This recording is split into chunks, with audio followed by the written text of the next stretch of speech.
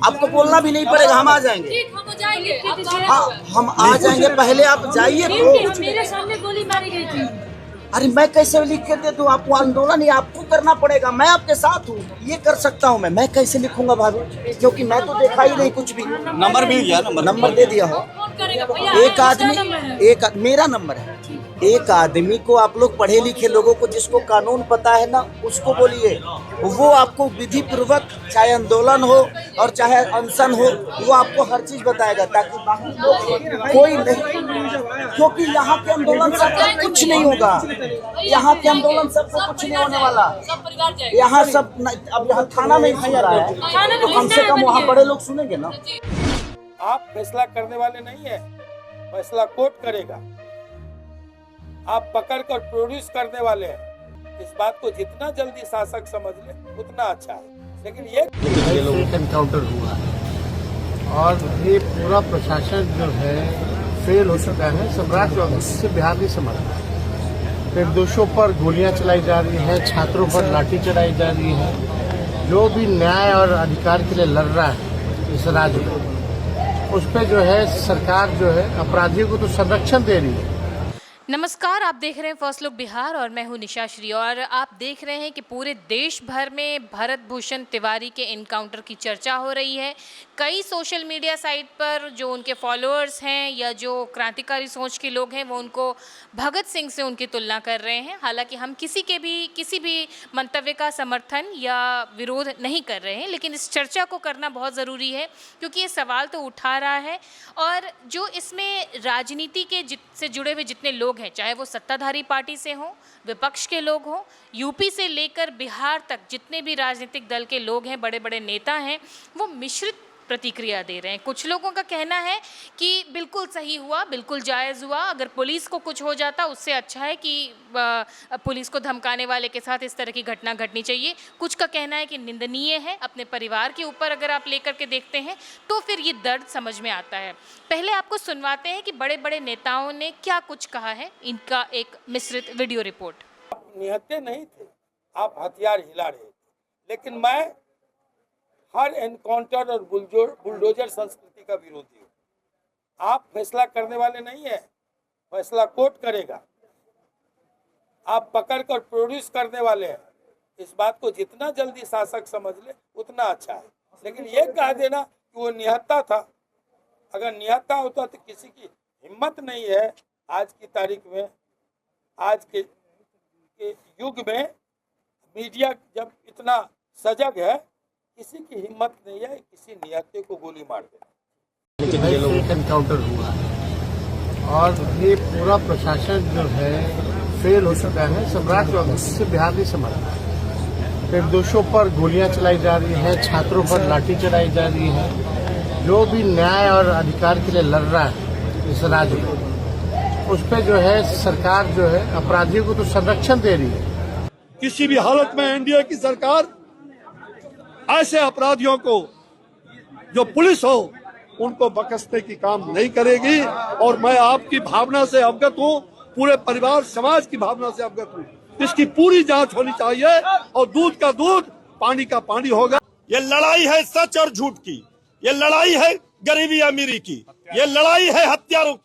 जिन्होंने भी फर्जी एनकाउंटर किया है, जहाँ जहाँ किया है, हर सब का जांच होना चाहिए और सबके साथ न्याय होना चाहिए। भरत तिवारी का खून बेकार नहीं जाएगा, ये वीर कुंवर सिंह की धरती से हम ऐलान करते हैं। मंत्री सम्राट चौधरी जी ने कहा कि जांच होगी, इसका मतलब है सरकार ने जिस समय 6 पुलिसकर्मियों को निलंबित किया और मुख्यमंत्री ने जांच का आदेश दिया, ये साबित हो गया कि ये फर्जी एनकाउंटर किया गया है।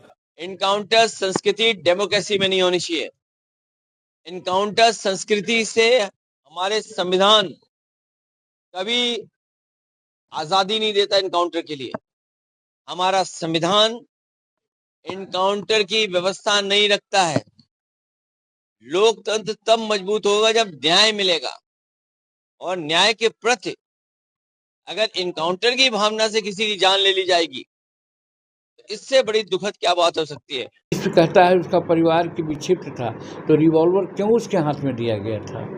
क्यों रखा गया था? रिवॉल्वर छीन लिया जाता, परिवार नहीं उसको देता। इसका मतलब है कि जानबूझकर परिवार वाले लोगों ने उसको उस्काया है। और पुलिस को अगर मार दिया होता, दो पुलिस मर जाता तो बहुत अच्छा होता। आए दिन देखा जा रहा है पुलिस पर बहुत सी आक्रमण हो रहे हैं, पिटा रहे हैं, कहीं कहीं मारे भी गए हैं, तो वो ठीक है, पुलिस मरे तो ठीक है, लेकिन जनता अगर किसी प्रकार से इनकाउंटर करे तो वो खराब है। कहने का मतलब है कि हम वहाँ के जो घटना घटी है, इनकाउंटर हुआ है, उसको हम जस्टिफाइड मानते हैं। कि मेरे परिवार के किसी सदस्य के साथ ऐसा हो, क्या मैं उस वक्त भी यही कह दूंगा कि मर गया तो मर गया? नहीं कह सकते हैं भैया आप इस तरीके से। आपको उस परिवार की वेदना को नहीं समझना है, एक बात है, नहीं समझे, पर कम से कम जले पे नमक छिड़कने का कोई अधिकार नहीं है। मांझी के बयान पर क्या कहें कि मारा तो मारा? कोई दिक्कत नहीं है, क्या दिक्कत है? निंदनीय, निंदनीय। आपको बोलना भी नहीं पड़ेगा, हम आ जाएंगे। ठीक, हम जाएंगे। हाँ, हम आ जाएंगे, पहले आप जाइए तो। मेरे सामने गोली मारी गई थी। अरे मैं कैसे लिख के दे दूं आपको? आंदोलन ये आपको करना पड़ेगा, मैं आपके साथ हूँ, ये कर सकता हूँ मैं कैसे लिखूंगा भाभी? क्योंकि मैं तो देखा ही नहीं कुछ भी। नंबर मिल गया, नंबर दे दिया हो। कौन करेगा भैया? एक आदमी, मेरा नंबर है। एक आदमी को, आप लोग पढ़े लिखे लोगों को, जिसको कानून पता है ना, उसको बोलिए। वो आपको विधि पूर्वक, चाहे आंदोलन हो और चाहे अनशन हो, वो आपको हर चीज बताएगा, ताकि बाकी लोग कोई नहीं, क्योंकि यहाँ के आंदोलन से कुछ नहीं होगा। यहाँ के आंदोलन सबको कुछ नहीं होने वाला। यहाँ सब अब यहाँ थाना में एफआईआर आया है, तो कम से कम वहाँ बड़े लोग सुनेंगे ना।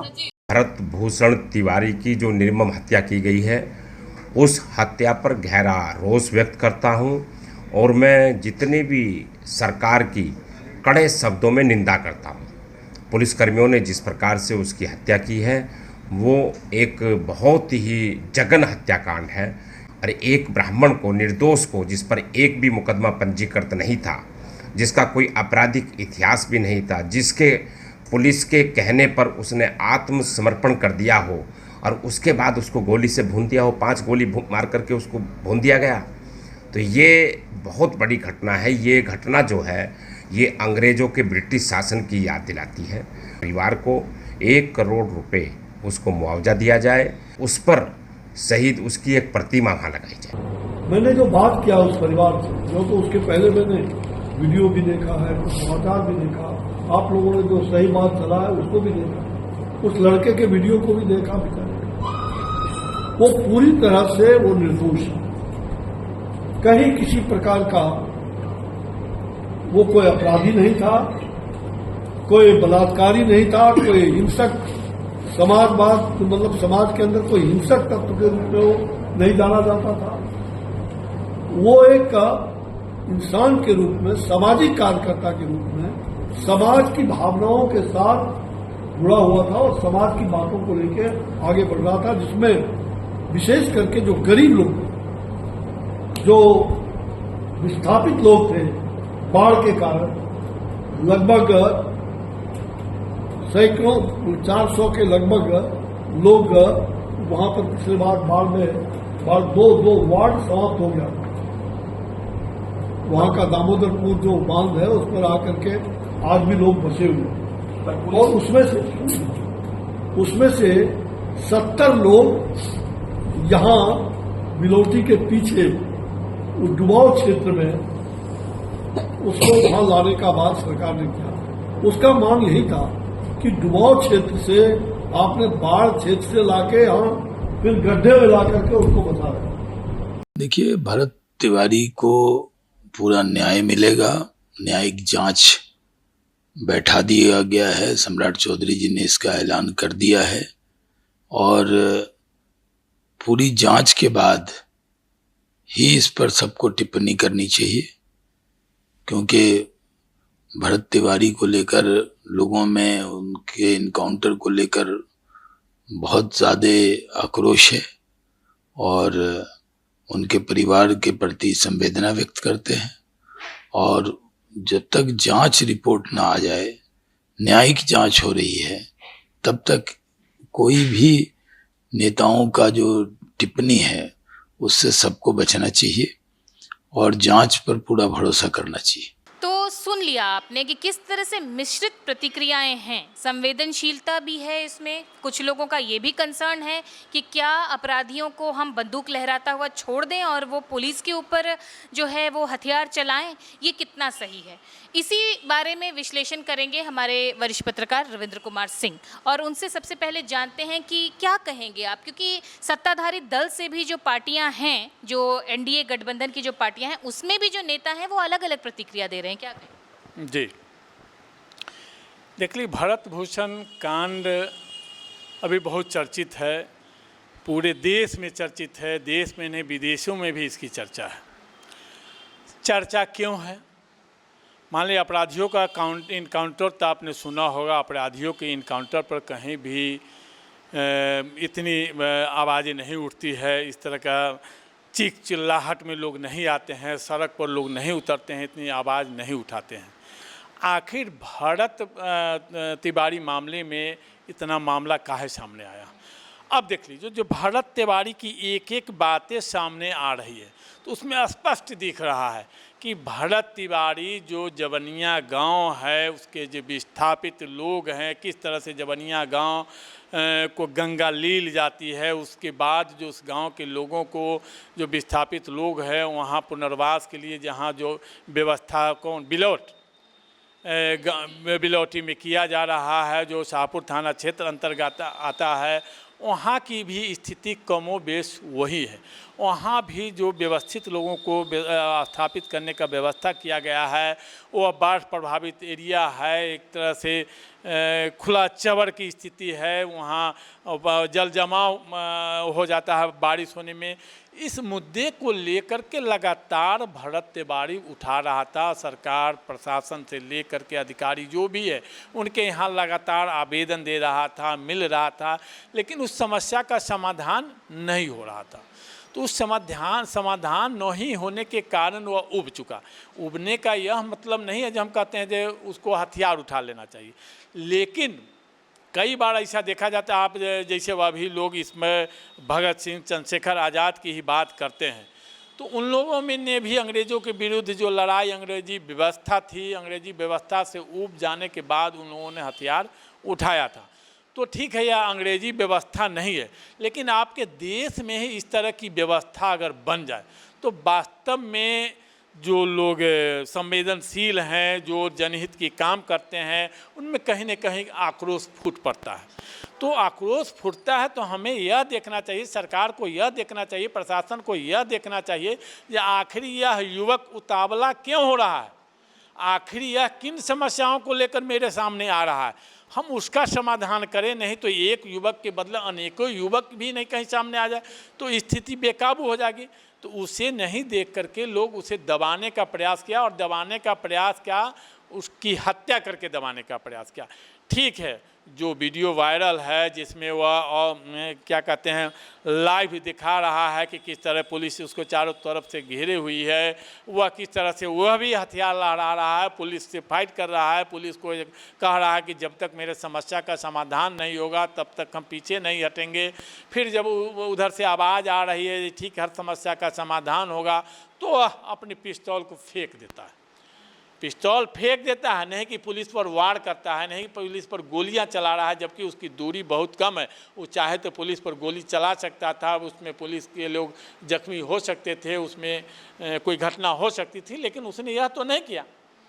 और जब यह देखना है जिस समय पुलिस इनकाउंटर भी कर रही है, पुलिस उस पर गोली भी चला रही है, उसमें भी वह भारत माता की जय का नारा लगा रहा है। तो आपको समझना पड़ेगा, इस तरह से आप किसी के आंदोलन को दबाने की कोशिश कीजिएगा तो निश्चित रूप से माहौल बिगड़ेगा। और जिस तरह से माहौल बिगड़ेगा, अगर मान लीजिए एक युवक सामने आया इस तरह से, अगर कई युवक हम देख रहे हैं जब सोशल मीडिया पर एक तरह से बाढ़ सा आ गया है, लोग तरह तरह की गाली गलौज वाले वीडियो वायरल कर रहे हैं प्रशासन और सत्ता के विरोध में, न जाने क्या क्या शब्दों का उपयोग कर रहे हैं। यह आखिर देश हित में, राज्य हित में, कहीं समाज हित में कहीं से नहीं है। इसमें उन युवक को भी संयम बरतना चाहिए।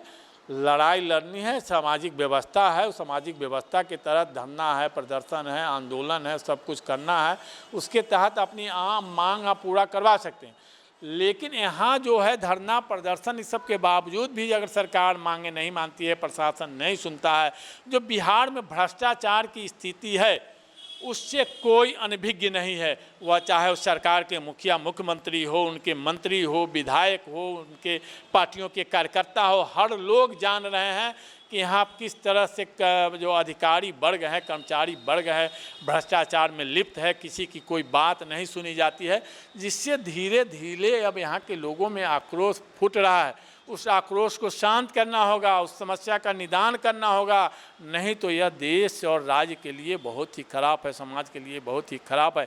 इस पर गंभीरता से चिंतन करना होगा, न कि जो दोषी पुलिस अधिकारी है, दोषी अधिकारी है, उसके बचाव में आ जाए सरकार और उनके प्रशासन जो बड़ी अधिकारी है उनके बचाव में आ जाए, यह उस समस्या का समाधान नहीं है। और मान लीजिए भरत तिवारी की बात आ रही है और भरत तिवारी की बात आ रही है, अब उसमें कई जगह से यह भी मुद्दा उठने लगा है जो सवर्ण जाति के लोग थे, इसलिए सवर्ण जाति के पत्रकार, सवर्ण जाति के नेता उस मुद्दे को उठा रहे हैं। आप सोच लीजिए वह सवर्ण जाति का युवक किसके मुद्दा को उठा रहा था, किनकी समस्या को उठा रहा था। जहां उनको लोग भगवान के रूप में मान रहा, वो अति पिछड़ी दलित समाज के लोगों की मुद्दा को उठा रहा था, वहां वह पीड़ित थे, वहां वह विस्थापित थे जिनकी मुद्दा को उठा रहा। आज भी वह गवाह के रूप में, आज भी वह बयान मीडिया के सामने दे रहा है। ठीक है, पुलिस दबाव में, प्रशासन दबाव में वो मुकर जाए बयान देने से, वो अलग की चीज़ है, लेकिन जो सोशल मीडिया पर उनका बयान आ रहा है उसमें निश्चित रूप से उनका कहना है कि भरत तिवारी मेरा भगवान था, हम लोग उनको जी जान से मानते थे, वो हमारी आवाज़ थे, हम लोगों की मुद्दा को उठाते थे, उन्हीं के कारण जो भी कुछ हम लोगों का जो सुधार हुआ है भरत तिवारी के कारण हुआ है। तो आप अगर जात पात में समाज को इसी तरह बांटते रहिएगा, इसी तरह प्रशासनिक दबाव में जो आंदोलन है उसको दबाते रहिएगा, तो स्थिति काफ़ी भयावह होगा। जो भरत तिवारी इनकाउंटर के बाद से सीख सत्ता के लोगों को लेनी चाहिए, प्रशासन के लोगों को लेने चाहिए। मामला तो यह भी उठने लगा है कि ऋषि श्री के मामला को भी दबाया जा सकता है, ठीक निश्चित दबा दिया जाएगा। जो नौकरशाह जिस तरह से भ्रष्टाचार में यहाँ हावी हो रहे हैं, भ्रष्टाचार जिनके संरक्षण में हो रहा है, अगर यही रवैया रहा तो हो सकता है इस राज्य में क्या न हो, क्या हो, इसको कोई कहना मुश्किल हो सकता है। इसलिए सबको संयमित करके सरकार को यह पैनी नज़र रखनी पड़ेगी कि आखिर उबाल क्यों आ रहा, आखिर भरत तिवारी के इनकाउंटर के बाद, उनकी हत्या के बाद काहे इतना उबाल है, काहे लोग आक्रोशित है, काहे वह जवनिया गांव और काहे वह शाहपुर का बेलौटी अभी एक स्थल बना हुआ है, पर्यटन स्थल बना हुआ है, जहां हर लोग जा रहे हैं, हर लोग बातों की सुन रहे हैं, वहां गुस्से में आते हैं, घटना की जानकारी मिलने के बाद उनमें आक्रोश आता है।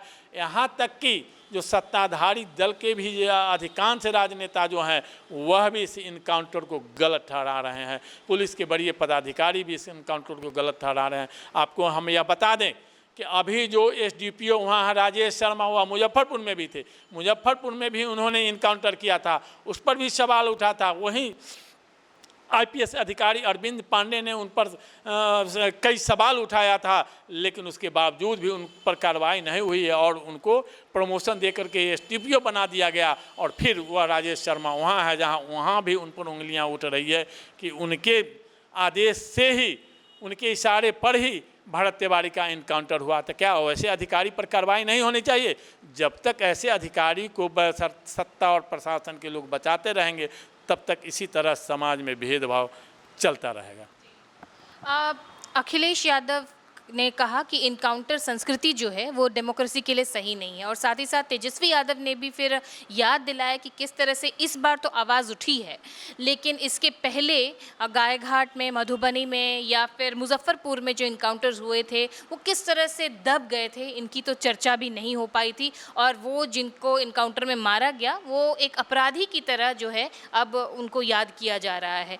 इन मामलों के ऊपर आप क्या कहेंगे? क्या लगता है कि इसके बाद वो पुराने मामले भी उजागर होंगे? देख लीजिए, तेजस्वी यादव जी आज उठा रहे हैं, अखिलेश यादव जी आज उठा रहे हैं। जिस समय गायघाट की घटना, मधुबनी की घटना, समस्तीपुर की घटना, चाहे जहाँ की घटना हो, उस समय वो आवाज़ उठाने में उनको कोई रोका था?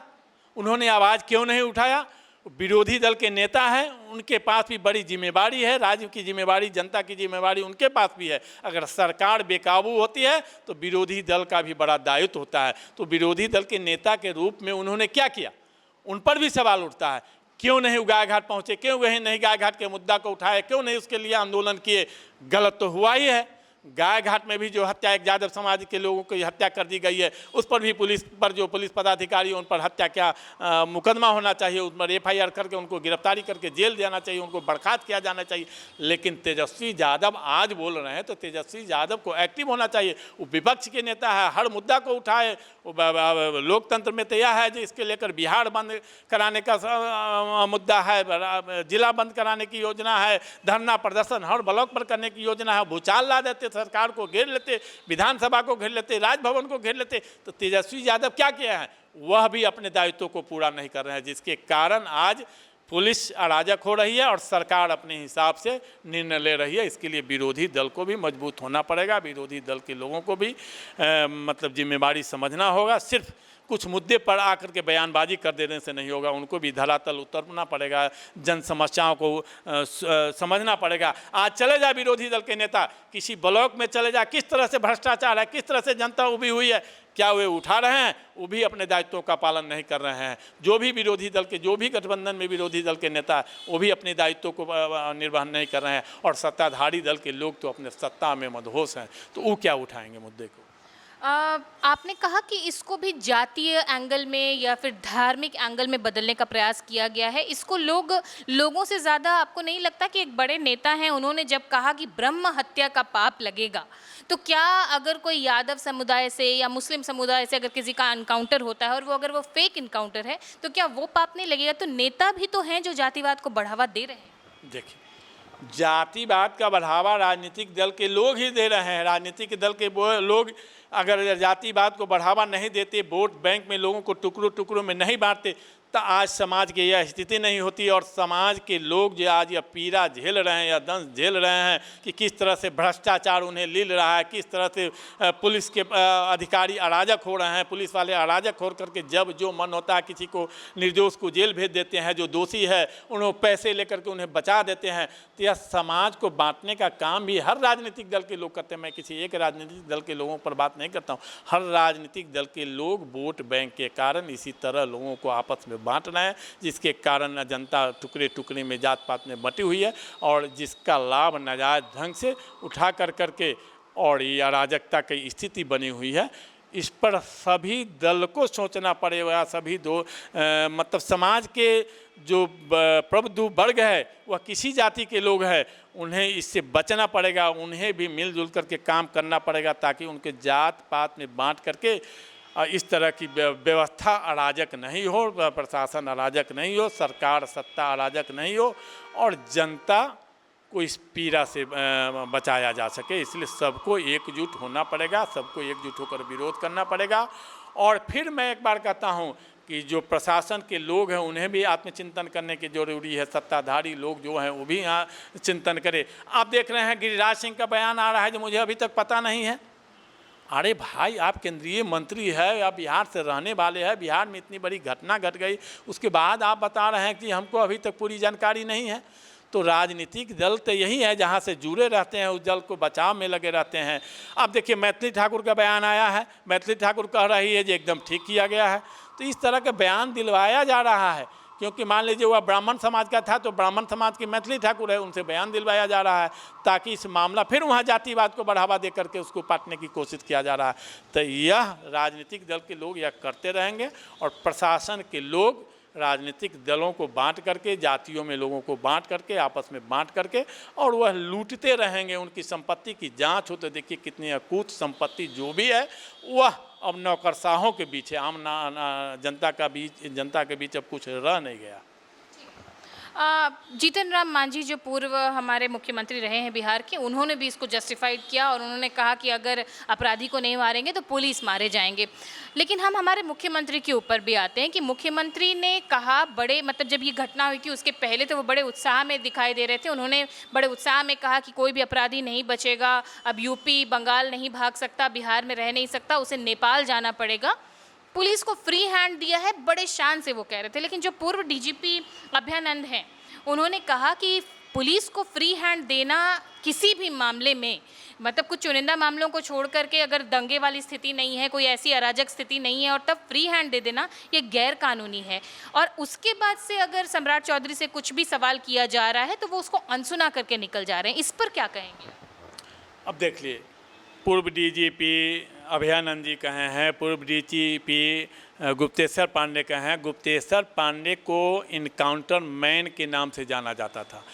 बेगूसराय में 54 इनकाउंटर हुआ था अपराधियों का, जिसमें जिस जाति के लोगों का उस समय 54 इनकाउंटर में अधिकांश भूमिहार जाति का इनकाउंटर हुआ था। और भूमिहार जाति के लोग उस डीजीपी गुप्तेश्वर पांडे को अपने मसीहा के रूप में मानते थे, क्योंकि अपराधियों का इनकाउंटर हुआ था। अपराधी का इनकाउंटर करने से कोई भी समाज के लोग इनकार नहीं कर सकते हैं। आप निकालिए ना पुलिस से। हमको लगता है जिस समय से शराबबंदी हुआ, शराबबंदी के बाद हजारों हजार AK-47 और जो भी अत्याधुनिक हथियार है बिहार में खरीद करके अपराधी लोग लाए हैं, और जो शराबी सरगना है उसका उपयोग करवा रहे हैं। इसकी जांच हो ना, आखिर वह क्यों आया है, उसका इनकाउंटर हो ना, उसको खुद ढूंढे पुलिस तो हो सकता है जो उपयोग करे पुलिस पर अपने AK-47 का जो भी अत्याधुनिक हथियार है उसका उपयोग कर सकता है अपराधी तो अराजक है ही, तो उस पर इनकाउंटर करे ना पुलिस, उस पर सरकार निर्णय लेना। कि छोटे मोटे मामला में कोई जैसे आंदोलन कर रहा है और उसको आप दबाने की कोशिश कर रहे हैं और उसको अपराधी बना रहे हैं, इससे नहीं होगा। मैं सरकार के निर्णय जो ठीक है, सम्राट चौधरी बोल रहे हैं जो अगर अपराधी को नेपाल जाना पड़ेगा, बहुत अच्छा कदम है उनका, इसमें कहीं से कोई इनकार नहीं है। अपराधी के विरुद्ध अगर कदम उठा रहे हैं, अपराधी के विरुद्ध अगर पुलिस को फिर छूट दे रहे हैं तो बहुत अच्छी बात है। लेकिन इसका यह मतलब नहीं है जो अपराधी के बदले किसी सामाजिक लोग को इनकाउंटर पुलिस कर दे, उसमें भी वाहवाही करे, या नहीं। जिस समय सम्राट चौधरी का बयान हम देख रहे हैं आया था, उस समय वो बोले जो कोई अपराधी पर अगर कोई पुलिस पर गोली उठाए, मतलब राइफल दिखाएगा, पिस्तौल दिखाएगा तो पुलिस इनकाउंटर करेगी। उस समय हो सकता है वास्तविकता की जानकारी सम्राट चौधरी जी को नहीं रही हो, जिसके कारण उन्होंने बयान दे दिया। लेकिन बाद में जब उन्हें जानकारी मिली तो उन्होंने न्यायिक जाँच का निर्देश दिया है। लेकिन सिर्फ न्यायिक जांच के निर्देश तक ही नहीं, आप जान रहे हैं जो इस इनकाउंटर में शामिल है पुलिस के बड़े पदाधिकारी को पता हो गया है, तो सबसे पहले तो उस पर FIR दर्ज करके बर्खास्त करके उसको गिरफ्तार कर लिया जाना चाहिए। न्यायिक जांच तो बाद में, न्यायिक जांच तो चलेगी, लेकिन यह तो पता चल गया है ना किसने गोली चलाई, किसने इनकाउंटर किया, किसने इसमें साजिश रचा, उसको तो सबसे पहले बर्खास्त करके गिरफ्तार करके उसको जेल भेज दिया जाना चाहिए। और न्यायिक जांच की प्रक्रिया ठीक है, न्यायिक जांच होती रहेगी, न्यायिक जांच के बाद जो निष्कर्ष आएगा वो सामने आएगा। लेकिन तत्काल जो दोषी है उस पर कार्रवाई पुलिस को करनी चाहिए, सरकार को तो कार्रवाई करने की ज़रूरत है। नहीं तो अगर यह स्थिति रही तो वास्तव में लोग बेकाबू हो जाएंगे। तब सत्ता और प्रशासन को भी समझना पड़ेगा, तो हम बिहार कहाँ चले जाएंगे, देश के लोग कहाँ जाएगा, समाज कहाँ जाएगा, यह कहना बड़ा मुश्किल हो गया। इसलिए बहुत ही यह चिंतन का विषय है। भारत तिवारी हत्याकांड जो है एक चिंता का विषय, एक मंथन का मुद्दा दे दिया है पूरे बिहार वासियों के लिए, अधिकारियों के लिए और समाज के सभी प्रबुद्ध वर्गों के लिए, जो जाति पात में न बटे, जातवाद से अलग उठ करके देखिए किस तरह से नौकरशाह उनका शोषण कर रहा है, उन्हें जात पात में विभाजित करके राजनीतिक दल के लोग किस तरह से जात पात में लोगों को बांट करके अपने वोट बैंक की राजनीति बनाते हैं, उनको टुकड़ों टुकड़ों में बांट रहे हैं। इसलिए समाज के लोगों को भी जात पात से ऊपर उठ करके निर्णय लेना पड़ेगा। अपराधी किसी भी जाति का है, वो अपराधी है, उसका इनकाउंटर अगर होता है, हाँ वास्तविक इनकाउंटर, अगर वह पुलिस पर वार करता है, वो हथियार चला दे रहा है, उस स्थिति में अगर इनकाउंटर हो रहा है तो वह कहीं से बुरा चीज़ नहीं है, अपराधी का इनकाउंटर होना ही चाहिए। लेकिन आप देख रहे MIT के प्रकरण की ही हम बात करते हैं। MIT प्रकरण में जो DIG उस समय के तत्कालीन DIG थे अरविंद पांडे, उन्होंने लिखा है कि जिन 3 शव को बरामदगी वहाँ हुई है उसमें 2 शव के नीचे से एक बूंद भी खून का धब्बा नहीं मिला है, और एक शव के नीचे से थोड़ा हल्का मिला है खून का धब्बा, थोड़ा लोथड़ा जैसे मिला था। वो भी हो सकता है उसके जो शरीर में लगा था वहाँ लेटने के बाद गिर गया होगा, उसका कहीं से अलग से उसको मार करके रख करके इनकाउंटर शो किया गया, और उसमें पुलिस के पदाधिकारी बच जा रहे हैं, उसमें उनका प्रमोशन हो रहा है, तो वह अराजक होंगे ही। वैसे पुलिस पदाधिकारियों की संपत्ति की भी जाँच हो, तब न पता चलेगा जो उस पुलिस पदाधिकारी ने क्या किया। आप उसके बचाव में आ जाते हैं, बड़े पुलिस पदाधिकारी भी उनके बचाव में आ जाते हैं, सत्ता पक्ष के लोग भी उसमें बचाव में आ जाते हैं, और जो हम लोग भी, जो आम जनता है, वो भी जात पात के रूप में बंट जाती है और कहती है जो नहीं यह घटना सही है, यह घटना गलत है। तो इस स्थिति में बहुत भयावह स्थिति होने की स्थिति दिख रही है। इसलिए सबको मंथन और विचार करने की और संयम बरतने की ज़रूरत है। तो इन तमाम बातों से एक बात तो स्पष्ट हुई कि किसी भी मामले में पूर्वाग्रह से जो है वो बच के रहना चाहिए, चाहे वो किसी भी विभाग को लेकर के हो, किसी व्यक्ति को लेकर के हो, किसी समुदाय या किसी प्रांत या किसी स्थान को लेकर के हो। जो घटना हुई है उसको समझना, उसके बैकग्राउंड को समझना और उसके बाद किसी निर्णय पर पहुंचना जो है वो बहुत ज़रूरी है। और जो ये तो आम लोगों की बात हो गई, लेकिन जो संवैधानिक पद पर हैं, जो जिम्मेदार पद पर हैं, उनको बयानबाजी से पहले या फिर किसी भी तरह के स्टेटमेंट से पहले ज़रूर एक ऑब्जर्वेशन जो है वो रखना चाहिए। शायद इसी वजह से जो है वो बयानों का इतना ज़्यादा महत्व होता है जो ऊंचे ओहदे पर लोग होते हैं, क्योंकि उससे कई सारे लोग जो हैं वो प्रभावित होते हैं। फिलहाल के लिए इस चर्चा को हम यहीं पर देते हैं विराम, और इस मुद्दे पर आपके क्या विचार हैं कमेंट बॉक्स में ज़रूर लिख करके बताइएगा। भरत भूषण तिवारी से जुड़े और जितने भी मामले आएंगे वो हम आपके सामने लाते रहेंगे। फिलहाल के लिए दीजिए इजाज़त, बहुत बहुत धन्यवाद। डी फार्मा स्टूडेंट्स, अब हो जाइए तैयार। आपके लिए है बहुत अच्छी खबर कि अब केवल डी फार्मा स्टूडेंट्स को ही मिलेगी फार्मासिस्ट की जॉब। तो ये कोर्स करने के लिए आपके पास है दो choices. DPS group of institutions के किसी भी कॉलेज में एडमिशन लेकर के आप घर बैठे कर सकते हैं ऑफलाइन कोर्स, या फिर आप कर सकते हैं ऑनलाइन क्लासेस। और उससे भी अच्छी बात ये है कि डीपीएस ग्रुप के कॉलेजेस जो कि हैं इन 5 शहरों में, रांची, दुमका, देवघर, मुजफ्फरपुर और सीतामढ़ी, इन 5 शहरों के किसी भी कॉलेज में एडमिशन लेकर आप किसी और शहर में बैठ करके ये कोर्स कर सकते हैं। आपको कॉलेज के नाम और डिटेल्स मिल जाएंगे वीडियो स्क्रीन पर, और बाकी किसी जानकारी के लिए दिए गए नंबर पर कॉल करें। तो मुझे कमेंट सेक्शन में बताना ना भूलें कि आखिर आप किस शहर में एडमिशन ले रहे हैं।